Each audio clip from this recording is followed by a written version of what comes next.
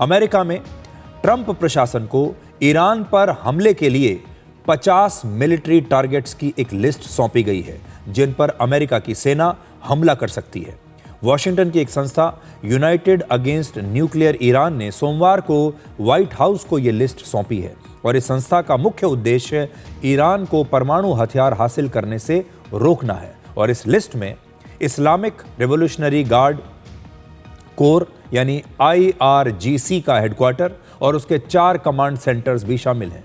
IRGC के headquarter से ही Iran में प्रदर्शनों को रोकने और कुचलने की कार्रवाई की जाती है और इस लिस्ट में IRGC के वो रीजनल बेसिस भी शामिल हैं जो ईरान के हर शहर में मौजूद हैं।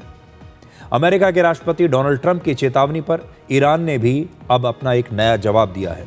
ईरान ने कहा है कि अगर सऊदी अरब, UAE और तुर्की सहित अमेरिका के किसी भी सहयोगी देश के जरिए उस पर हमला किया गया तो ईरान उन देशों को अपना दुश्मन मानकर उन्हें करारा जवाब देगा और उन देशों में मौजूद अमेरिका के सैन्य ठिकानों पर भी ईरान हमला करेगा।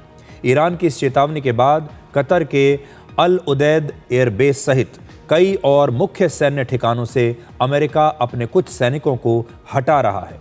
कतर का ये एयरबेस मिडिल ईस्ट में अमेरिका का सबसे बड़ा मिलिट्री बेस है और यहाँ करीब 10,000 अमेरिकी सैनिक तैनात हैं और अमेरिका अगर इनमें से कुछ सैनिकों को हटा रहा है तो इसका मतलब ये है कि अमेरिका को इस बात की आशंका है कि ईरान इस एयरबेस पर हमला कर सकता है। दूसरी बात ये भी हो सकती है कि अब अमेरिका अपने इन सैनिकों को रीडिप्लॉय करना चाहता है, लेकिन अमेरिका को इस बात की ज़रूर आशंका होगी कि उसके मिलिट्री बेसिस पर ईरान हमला कर सकता है जवाबी कार्रवाई के तहत। इसका मतलब है कि अमेरिका ईरान के खतरे को अब बहुत गंभीरता से ले रहा है।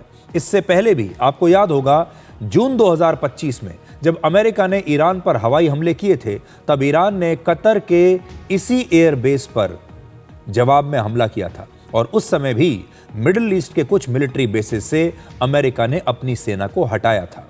और आज कतर ने भी ये कहा है कि वो अपनी सुरक्षा के लिए बिल्कुल तैयार है।